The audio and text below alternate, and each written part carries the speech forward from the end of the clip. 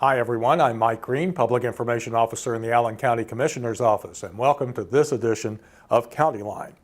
A new project launched earlier this year by Allen Superior Court will provide a powerful new tool for families, parents, and guardians struggling with substance abuse. Family Recovery Court, funded through a grant from the Indiana Supreme Court and operated by Superior Court's Family Relations Division, began hearing cases last February. Allen County's FRC becomes only the 8th certified family recovery court in Indiana. We learn more about this program from Judge Charles Pratt, Administrative Judge of the Family Division. Thank you all for coming this morning. We are excited about that which we are going to announce today to the community. After a lot of extensive work with the Office of Judicial Services and the Indiana Supreme Court, our judicial team, Magistrate Lori Morgan and Magistrate Sherry Harsler, have developed a family recovery court for children in need of services cases. Magistrate Harsler will be taking the lead chair with regard to the responsibility of the court, and so I'm going to welcome her in a few moments to give you some more information. But this is an important moment in our court processes. This will offer a special opportunity to provide unique treatment and court response to the needs of children and families, especially those that are addicted by substances. And it is a direct result of the need to respond to the opioid crisis in our community. So we are pleased to have been given provisional credit and approval of our Family Recovery Court. And with that, I'll ask Magistrate Harsler to speak to the program. All right, thank you everyone for coming today. We are very excited to make this announcement about the start of the Allen Superior Court Family Recovery Court. A Family Recovery Court is a certified problem-solving court that will focus on rehabilitating parents whose children have been found to be abused or neglected as a result of parents' struggle with substance abuse. The ultimate goal of a Family Recovery Court is to reunify children into safe and sober households and end the cycle of addiction, abuse, and neglect, ultimately improving the outcomes of children and family in this community. A Family Recovery Court provides intensive services and frequent court appearances and contact with the recovery team. Our job is to assist parents in obtaining sobriety and stability and build those natural, sober, supportive community supports that will sustain them after we close our services. We are privileged to be the 8th Family Recovery Court in the state of Indiana and privileged to be a part of this groundbreaking movement. A participant in Family Recovery Court will appear before the court on a weekly basis initially and discuss their progress and any struggles or successes they have had that week. The participant is encouraged and rewarded with praise and incentives in the case of successes, and in the case of struggles is redirected and motivated through sanctions and therapeutic adjustments. As a participant moves through the program, there are 3 phases of treatment. The court appearances decrease and they're recognized for their hard work and successes. Ultimately, upon completion of the program, there will be a recovery celebration and recognition of their hard work. Family recovery courts have gained momentum in recent years as a result of the opioid epidemic that has impacted this community and several other communities across the state.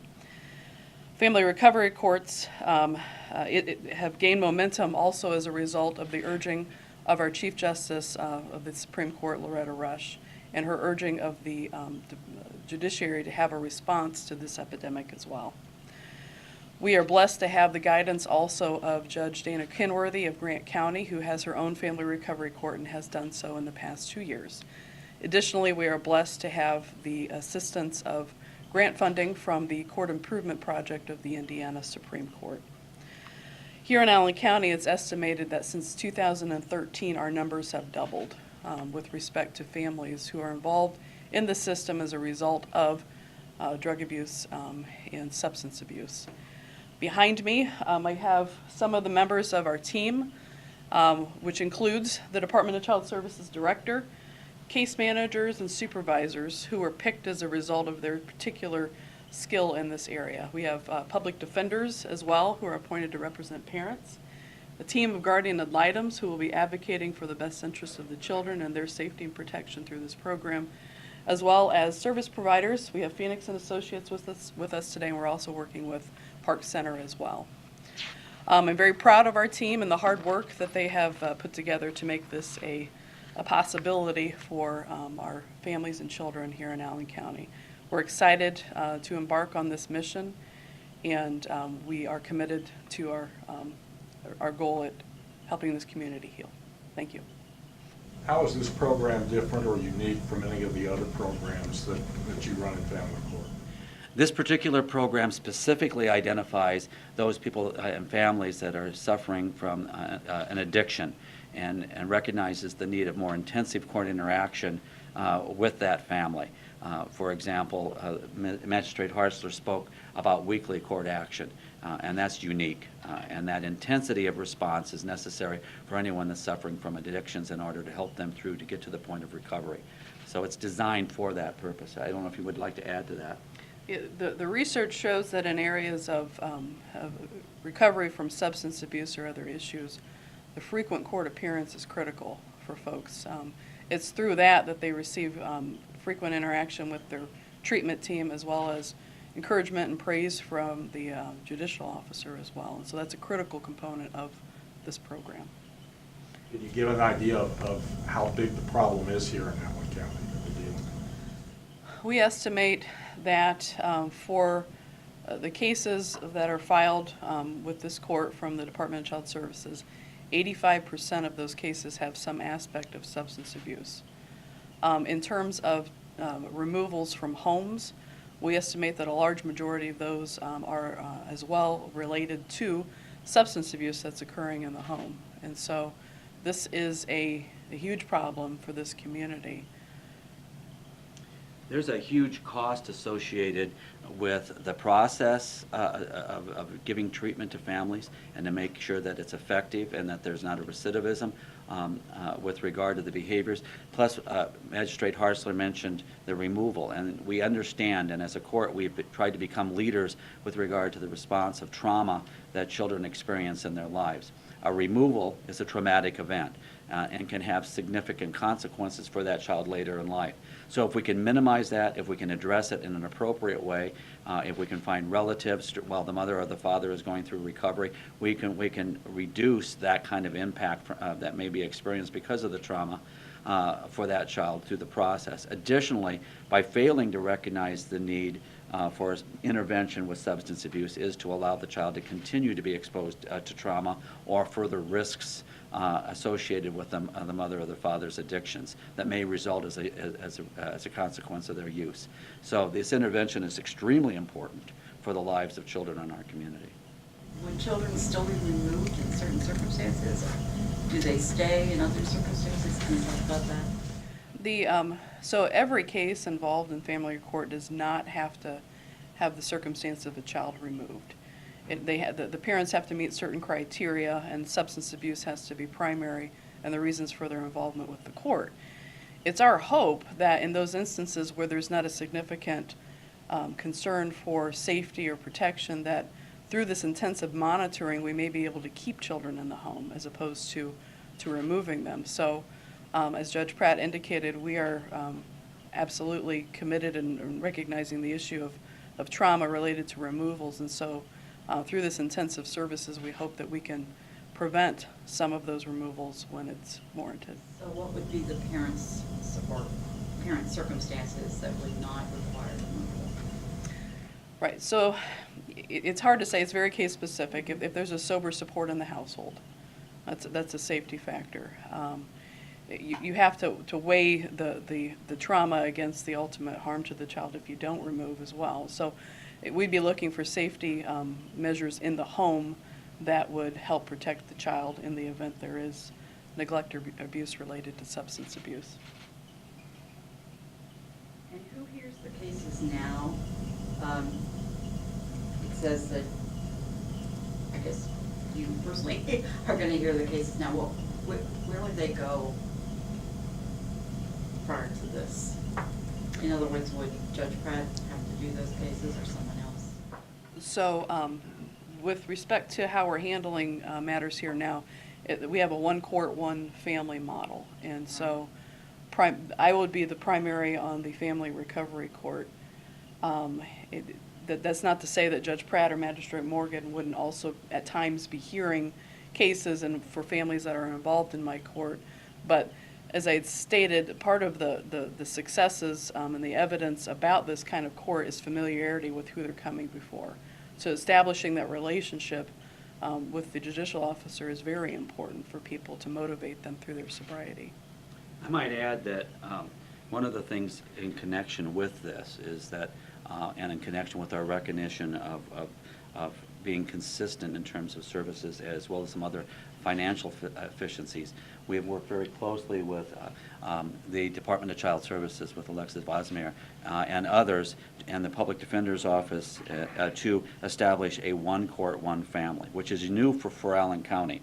And so we are in the process of shifting our entire processing of cases. So we have cases signed according to certain criteria to a specific judge and a specific judicial team of public defenders, guardian ad litems, court-appointed special advocates, and they stay with that case for the life and the duration of that case. And we're in the process of perfecting that as we speak right now. So the Family Recovery Court will be within the team of Magistrate Hartzler.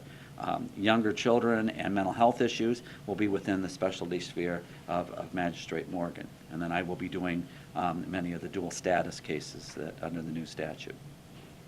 But it's children that have an involvement in both delinquency and child in need of services. And the importance of this is that we can provide better consistency of care and supervision of a case, and there'll be less changes in terms of guardian ad litems and attorneys, not to mention some significant financial savings to the county. And can you talk about those? Sure. Roughly speaking, because I wasn't prepared to do this, but roughly speaking, Sorry. no, that's okay. Roughly speaking, what's happened in the past is that cases come in and they get signed by calendar. And so what would happen, we would have a public defender in front of Magistrate Morgan at the same time that same public defender needed to be in front of me. So we have these teams of lawyers that may be scattered throughout the morning in different places, and then hearings would get delayed, and then the legal fees would increase because I'm waiting, and other attorneys that may be in front of me are waiting for the attorney that's in Magistrate Morgan or Magistrate Hartzler's case, and so that created this perfect storm of cost and delay. So case files weren't getting efficiently addressed in court. Trial time was going over into the noon hours or after 4:30, and all of that translates into cost. Now, by staying with a one family, one court team, the public defenders are only assigned to that courtroom. So they don't have any other obligation that morning with anyone else other than that court. So that duplicity of responsibilities is no longer there, and that results in savings. Not only that, but a better legal treatment and care for the families. And PDs would be assigned in what? We appoint an attorney for every parent in every case. For the parent. Yeah, Okay. yeah. And the guardian ad litems or court-appointed special advocate is appointed for every child. According to the release, the grant runs through September 30th. What happens after that? I will let Sherry Hartzler talk a little bit about that, but in a word, we are going to absorb it as a court operation. So every year at the expiration of the grant cycle, we'll reapply for grant funding through the court improvement project. And so the idea is that these funds are to help with the initial startup expenses for programs like this, but as Judge Pratt indicated, at some point the court will absorb the cost of that program through other resources or funding sources that are available. And in many ways, we will be working to reassign existing court personnel to have specialty within this particular field as we walk through this beginning. And they should have those kinds of proficiencies so that we're not going to increase the financial burden to the community. It's going to be absorbed in existing costs by reassigning and retraining. Most of the children, are they young children that we're talking about most of the time, or are they teens? Can you give me an idea of what the demographic is of the kids? Alexis, do you want to hazard an answer to that? I don't have a specific age range, but it really is just a mixture of all ages involved. Our jurisdiction is from birth to 18. Just wondered whether it was very young parents who have very young children who might be.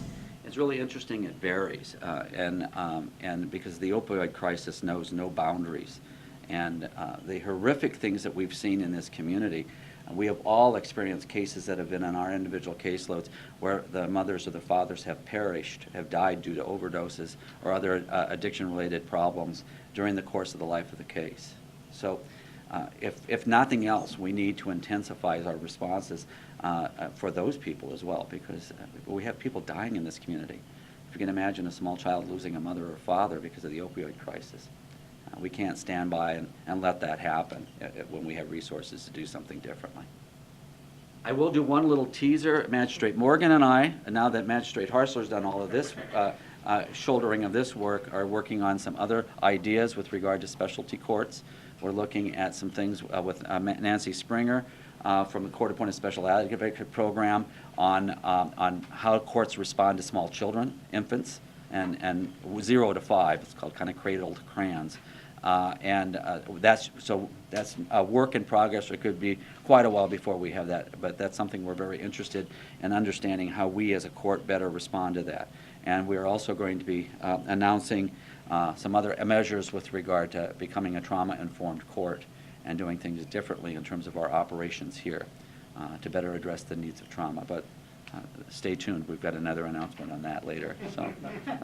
Nancy who? Nancy Springer, right behind you.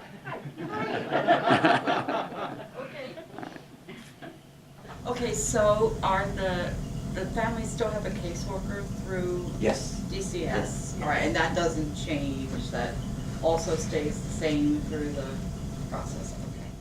Yeah, so the case manager, so there's case managers that are specifically assigned to this family recovery court.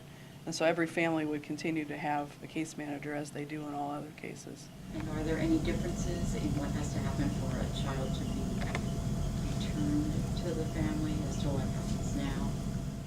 As well, we're hopeful that the intensive services will result in obtaining sobriety sooner, Okay. and will hopefully result in children being out of care for a less of amount of time. And so the circumstances with respect to the safety and how we look at that won't change. But we're hopeful, again, like we said, that this intensive monitoring will provide a basis by which we can reunify children, assuming those safety factors are in place sooner. Answer any questions you might have. My name is Alexis Vossmeyer, and I am the local office director here in Allen County for the Department of Child Services. I've only been here working with Allen County for about almost 9 months now. And in 9 months, we've really kind of taken the bull by the horns, I think. I've seen some really positive changes in the office and with our cases. And obviously, I couldn't do it without my staff, supervisors, caseworkers, some of the attorneys that are back here that are fully enveloped in this program. So I'm pretty excited to see where things go from here.